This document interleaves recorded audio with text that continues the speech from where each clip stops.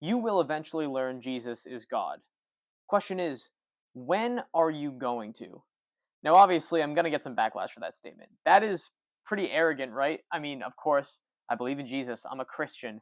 I think God is real. I think no matter if you live or if you die, eventually you will figure out that Jesus was telling the truth and that he is God. Let's take a step back and address some reasonable backlash to that statement. How do I know that Jesus is God? How do I have assurance that Christ is who he said he was? I'll start off with this. How do you know he's not? And don't say it's because of negative experiences with the church. Don't say it's because bad things have happened to you in your life. Don't say it's because there is no evidence for it. I promise you, I can back up why I believe with actual evidence that makes sense. The question is, can you if you don't believe? And it's okay if atheists have evidence or reasons why they don't believe in God. Those are completely reasonable. I'm speaking to the demographic that hasn't even thought about it, the demographic that doesn't subscribe to Christ for seemingly no reason. But I'm also speaking to the atheists that believe they have the right answer. I'm telling you that whether or not you realize it in your lifetime or you see God face to face after you die, you will eventually learn that Jesus Christ was telling the truth. And you will kick yourself for not realizing it. A lot of us, maybe even including you watching this video, have searched the world for every possible answer. You've searched the world for pleasure. You've searched the world for meaning. And yet you haven't found any permanent meaning within your life. Once you do one thing, it fulfills you for a little bit, and then you get bored of it. And then you try to move on to something else. You've tried partying. You've tried drugs. You tried alcohol. You tried people's approval. You tried friends. You tried grinding in the gym. You tried playing sports. You tried this and that. And some of those things can be good, right? Like being on the grind, like working on yourself. But eventually you realize that those things cannot complete you as a human being. They can enrich you, but they will never fulfill or complete you. My question to you is, you've tried everything else out, and maybe you still struggle with depression or anxiety. You've tried everything else out, and still you struggle with low self-esteem. Still you struggle with looking for meaning, feeling like your life is meaningless, feeling like you don't know what to pursue, you're worried about the future. You've tried everything else out. Why haven't you just given Christ a try? And I already know the answer to that question. It's because it's a lifestyle that is challenging. It's a lifestyle that forces you to put certain things down. But the real question is, are you going to ignore God until the last minute? Or are you going to put everything down and search for him? Are you going to put everything down and actually say, hey, there might be a chance that this is real and I haven't given it my due diligence? The last thing you want to do is learn that God is real in heaven.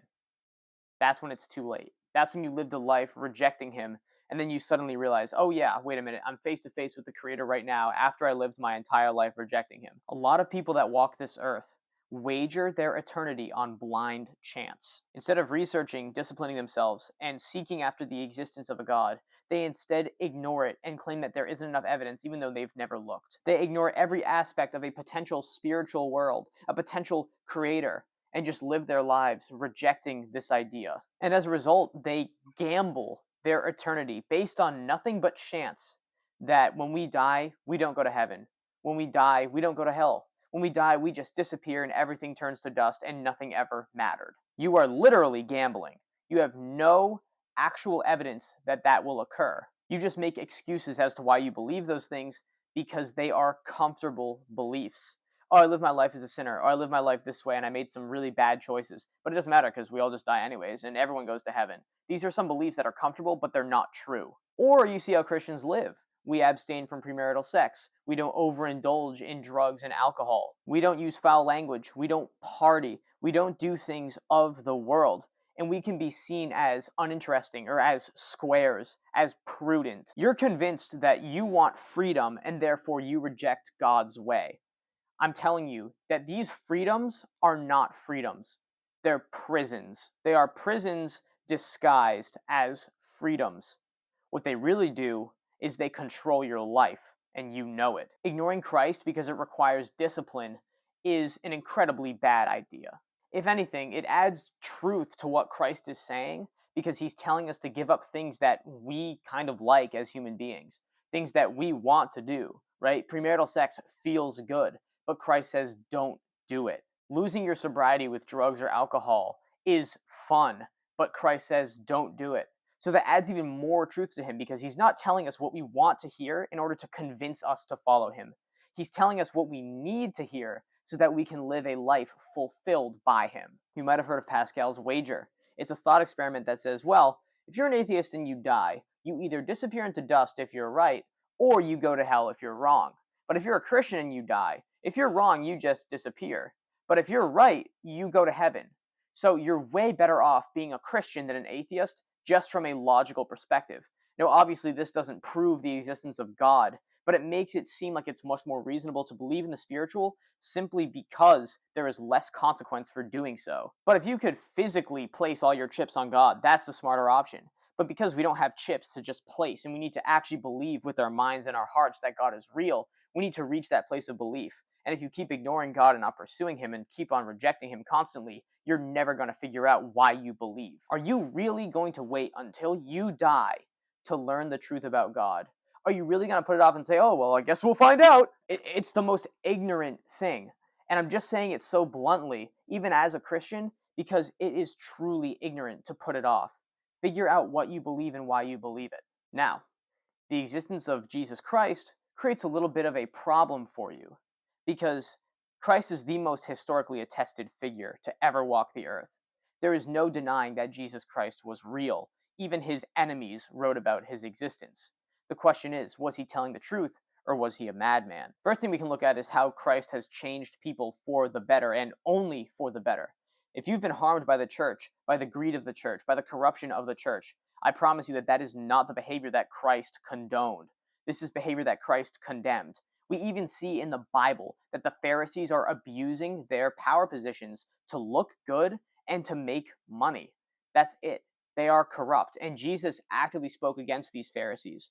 There are modern day Pharisees, and we all know it. They may have even impacted your life, and I'm sorry that they did, but that doesn't mean that Christ was a liar, because if you read what he said, he clearly did not condone this type of behavior. Christ does not condone the abuse of spiritual power and authority. When Christ walked the earth, so many people followed him, believed in him, and wrote about him and what he said. Jesus genuinely saved people and changed their lives. And yet nowadays we can easily adopt this postmodernist belief that, oh, there's my truth and there's your truth, and that's it. We can just follow our own truths, and then eventually we'll both get to the same end goal.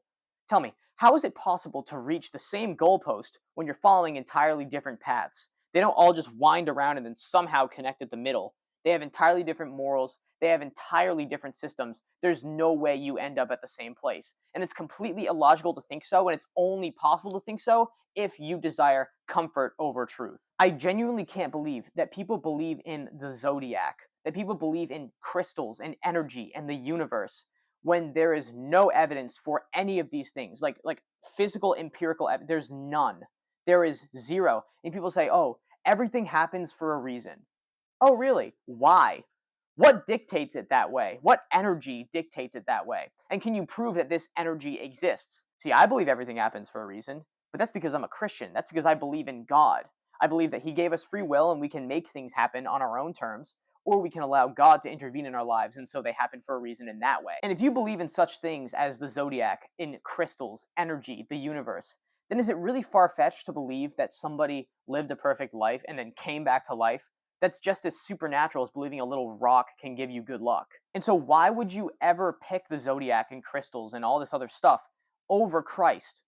They're so much less reliable, and you know it. There's an entire piece of beautiful literature, the Bible, dedicated to telling people about Christ, to spreading the truth about Christ. There's stories of people that were transformed by Christ. Paul killed Christians, and yet Jesus changed him, made him one of the greatest evangelists of that time, of all time. Why would you trust anything over the God that created you? And if you trust that the supernatural exists, then why not put your trust in something supernatural that loves and desires a relationship with you, and that has way more evidence than anything else that you could actually believe in? If you believe, oh, I just did this because I'm such a Sagittarius, tell me what evidence, what physical, actual, tangible evidence leads you to believe that that is true. And not, oh, I just behave this way, and oh, it says Sagittarius will do this on this day and this way. Give me something more than that. And even if you could give me more than that, can you give me more than the Bible attesting to Jesus being the truth? Can you give me more than 500 eyewitnesses attesting to Christ's resurrection and touching the nail wounds in his wrists? No. Believing in other things like the universe and the zodiac and crystals and other religions, it's all demonic. It's all designed to keep you away from God. It's designed to stray you away from Christ. The whole world is designed to do this now because people are corrupt, they're manipulative, they're greedy. They want to lead you away from righteousness because that's how you take advantage of people, whether it's for money or for power. You lead them away from righteous belief. And it's so obvious, and yet we all ignore it. If you're sick and tired of evil and corruption in this world, you simply need to follow Jesus Christ. You can't say this world is evil, this world is so messed up. Okay, from what standpoint? From the standpoint of we're straying from God, or just in your opinion? Because just your opinion, it doesn't matter. But it's from the standpoint of, yes, there is a God above and he says to do this in this way, then we're talking here. The sad part is a lot of people are going to learn that Jesus is God and that Jesus was telling the truth in every word he spoke when it's too late. And I don't want that to be you. Because when you arrive in heaven and you are face to face with God and he tells you, yeah, Jesus was real, by the way, what are you going to say? You're going to say, oh, wait. So all those diehard Christians that were assured that Jesus was the truth, of course they were assured because he is the truth. Like they knew. Oh, these people that attended church every week and they worshiped. Oh, yeah, there might have been some truth to that. Oh, yeah, the entire book that was dedicated to the prophecies and the fulfillment of those prophecies and everything leading up to Christ and then the birth of Christ, everything Christ did, all the miracles, all the people writing and saying great things about him, and all the people he transformed, and all the teachings that make your life better, and all the ways that Christians made the world a better place. Oh, yeah, obviously there was truth to it. Once you reach the afterlife, every single thing is going to make sense. So please make sense of it now before you die so that you don't have to pay the consequences for rejecting God, for rejecting the sacrifice of Christ that covers you for your sin. And if you reach the afterlife and you're face to face with God and you didn't have any research or evidence to justify your atheism or agnosticism, what are you doing? And that's going to be a lot of people on earth that just ignored God because it was inconvenient for them, because it was uncomfortable for them. And that's not good. I tried to convince myself that God wasn't real, and I ended up convincing myself that he was. So this is why I say that you will eventually learn that Jesus is Lord, because there is more evidence for Christ than there is for anything else, including atheism.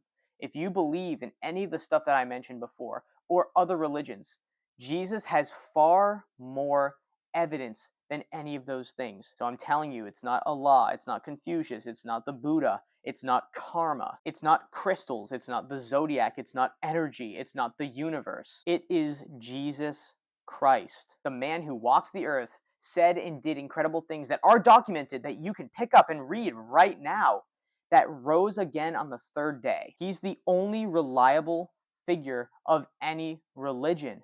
If you believe another religion or another set of beliefs about the supernatural, there is so much less evidence for that. So you might as well just turn to Christ because there is more love. There is more abundance and fulfillment in that than anything else. Don't adopt a worldview that's comfortable, that lets you do what you want, that gives you good energy and positive vibes.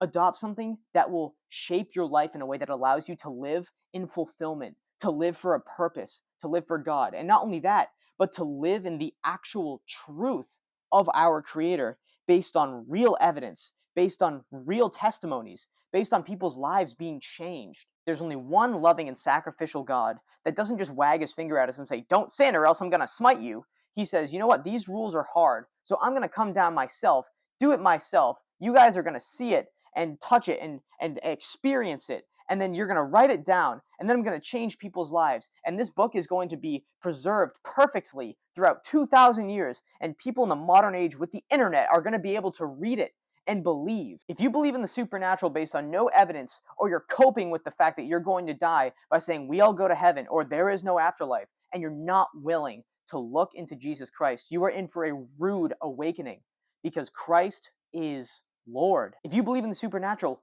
please believe that Christ is the only supernatural answer for your life. If you do your due diligence about Christ, you will come to the conclusion that Christ is Lord, that atheism and agnosticism don't make sense, and every other religion does not have enough backing it up, and in a lot of cases, it's just contradictory. None of it makes sense. The only thing that makes sense is our true sacrificial God, a God that created everything, that loves us, that doesn't contradict science, that doesn't contradict anything, that understands human nature perfectly, that never contradicts his own self. So I say this as an awakening, as a revival of your life. I pray Christ over your life, whoever is watching this video. I pray that you experience answers, that you experience growth, that you can come to realize the truth. Sitting in atheism, agnosticism, or a belief that you don't fully understand, that could be demonic and holding your life back, keeping you away from fulfillment in Christ, which is what the devil wants. I pray that these things are taken away from you, and I pray that you realize that they are dangerous and that you should and will experience Christ, whether or not it's in the afterlife or you experience his grace on this earth because you give your life to him. Please seek, you will find him. Knock and the door will be opened. Your answers will be given to you. I pray you experience his grace. I pray you experience blessings and that all the evil and darkness in your life is lifted because Christ is Lord and he loves you. Thank you for watching. Thanks for sticking it out to the end. I say all these things out of humility and as a servant of the Most High. Please be safe. Please look into Christ. God bless you.